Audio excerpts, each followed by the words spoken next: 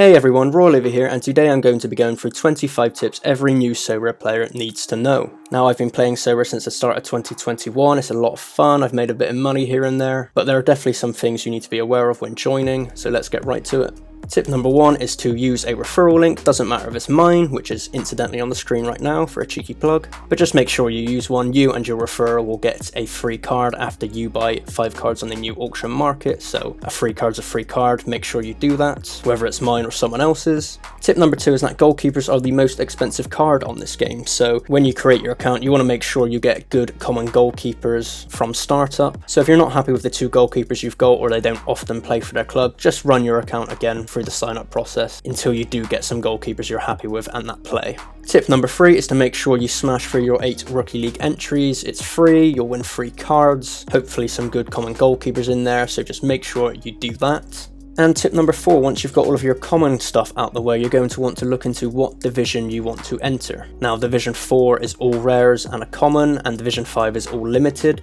and there's pros and cons to both. The limited cards are cheaper, but you'll have to buy a Goalkeeper, which will be quite expensive. Meanwhile, the rares, you'll be able to use your common Goalkeeper, and you'll be able to compete for the Ethereum thresholds. I'd personally say try and enter at Division 4 and use your common Goalkeeper each week, which leads me on to tip number 5, get those Ethereum thresholds while you can. Now, the Ethereum thresholds are active in Global All-Star Division 4. For 205 points in a game week, you'll get 0.01 Ethereum, and for 250 points, you'll get 0.02. You know, that's brilliant from Sorare. If you can hit 250 points every game week, that's a free 45 to 50 pounds, and that can go a long way to recouping the cost of your entry, you know, when you're buying players and such. So make use of those thresholds while they're still here. Sorare are looking at changing it into a progression system. Not sure when they're doing that, but it's on the horizon, so get all the Ethereum from Sorare while you can.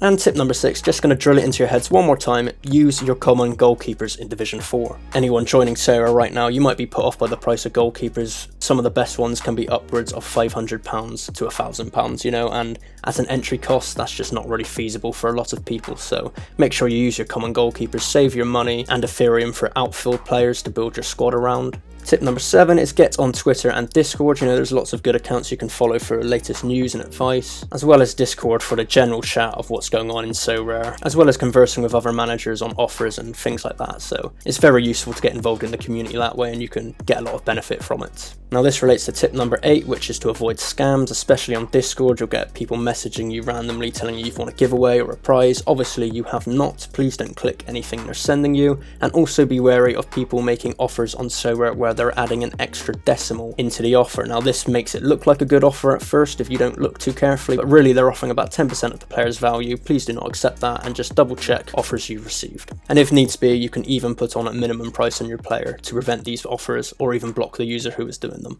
And tip number 9 is to put some research into what leagues you want to enter. So you could enter Champion America, Champion Asia, Challenger Europe, and Champion Europe. Now, I will say Champion Europe is probably the most expensive league to enter, as well as the hardest league to win a prize in. Obviously, you've got your Neymars and Messis and Mbappes. So to compete in these leagues, you're going to need a really decent team. I'd recommend maybe looking at Champion America or Champion Asia. It's a lot cheaper to enter, and you have more chance of winning a prize. Yeah, you'll probably have to do a bit more research on the players, but overall, I think it'll give you a better platform to get into Sorare on if you decide to enter these divisions. But obviously, do your own research and decide for yourself. Tip number 10 is to follow this Sorare calendar. Now, this gives you an insight into what leagues are playing when over the course of the year, you know, so you'll always be able to plan your teams and entries around this calendar.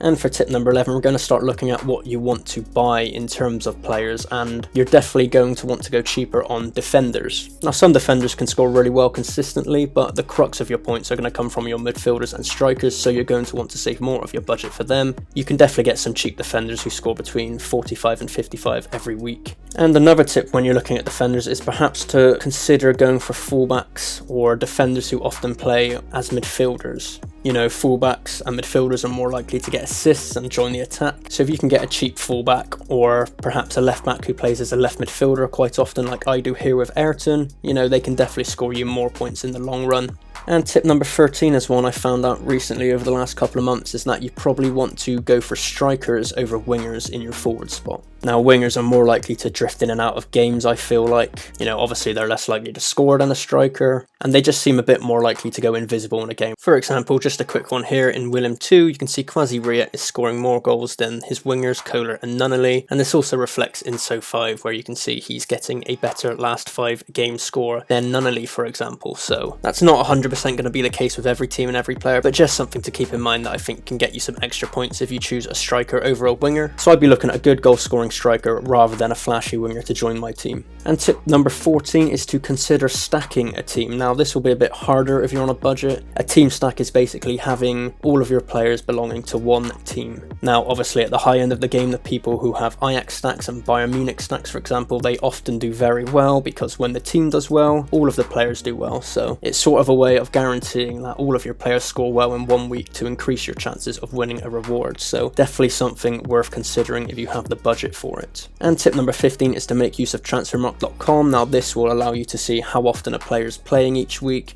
how long their contract is. I think that one's pretty important when scouting players, and just view the overall squad of a player you're looking at to see if you think he's likely to play each week going into the new season. It's a very useful site. Please make use of this one. Which leads on to tip 16. Another very useful site is Sorare Data. You can scout recent scores, scout prices, basically see everything you need to see for the players you're scouting. It's very useful. Now, this is a perfectly safe site to use with your Sorare account, so do make use of Sorare Data as well. And tip number 17 is to look into the all-round scores that a player is getting. Now, you'll find players in similar positions that score a lot better than others due to their all-round score. It's basically a culmination of all their passing and tackles and duels won added up over a game, and you'll consistently see similar players doing very well on all-round score. For example, I've got this Frederick Mitso. He doesn't often score or assist, but he still scores really well due to how high his all-round score usually is. And tip number 18 is to not rush your purchases. Please research them. As I've said, make sure they're starting for their team, make sure they're not injured. You know, researching a player about to buy for an extra 10 minutes could save you a lot of money down the line in case there is an issue with them. You know, check the latest news, make sure they've not had a falling out with their manager or anything like that. Odds are, if you see a player's dropped in price heavily from when you last saw them, they're likely injured or there's something going on. So just research a player before you buy them. Which leads on to tip number 19. When you do want to buy a player, don't just buy them straight off the transfer market. Make an offer, you know, maybe find the manager on Discord and see if you can work out a deal. A lot of people don't expect to get the full price they've put on for the player. You know, definitely don't just rush in and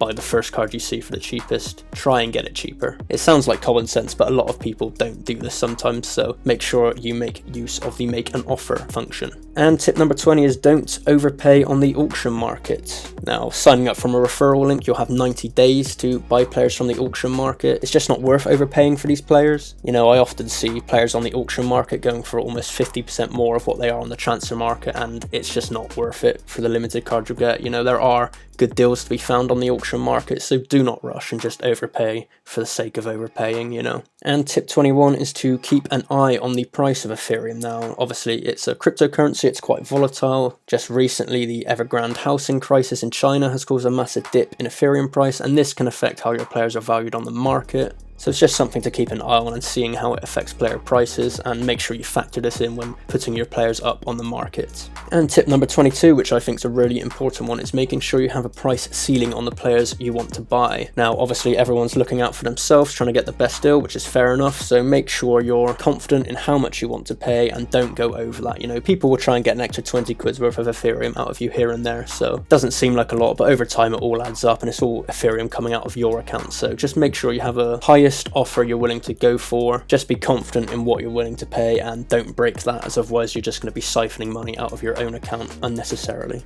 And tip number 23 is to buy cards at the end of a season. Now, obviously, if you're a completely brand new account, you're going to want cards that are playing consistently, so this may be more of a tip for in the future. But for example, the MLS is ending in a few months, so I expect to see the prices dip now towards the end of the season, and that's probably a good time for you to buy looking forwards to next season. You know, those cards will dip, get involved with them now, and perhaps you could even sell them on for a profit before the start of next season if you want to. I always feel like the cards are at the cheapest when there's, say, maybe 5 games left of that season, so that's just something to keep in mind if you're looking to sidestep into a different So5 league. And tip number 24, again, it seems like an obvious one, but people don't always do it, and that's keeping an eye on suspensions and injuries of your players. Now there's nothing worse than entering your team and then finding out one of your players has got a 2-week injury and he's not going to be in the squad. You know, it's a wasted spot and it can really hinder your chances at winning a reward. So before you enter your teams each game week, just, you know, have a quick look, run the matchup in Google and just see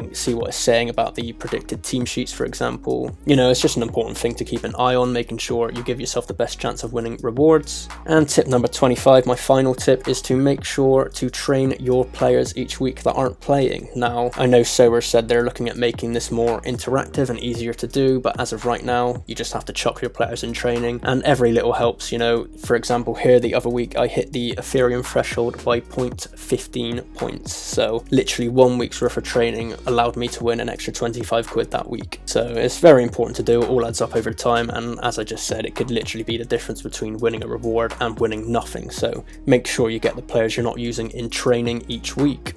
And that was 25 tips for new players joining Sorare. I hope a lot of these were helpful, and obviously don't take all of these at face value, you know, put your own thoughts and opinions into it. I'm no expert. I know my football and I've been on the platform for a while, but obviously do your own research and find what works for you. And as always, thanks for watching the video. Please like and comment down below your thoughts, and please hit that subscription, because if you do, your goalkeeper will 100% keep a clean sheet this game week. So do hit that subscribe button, and I'll catch you next time.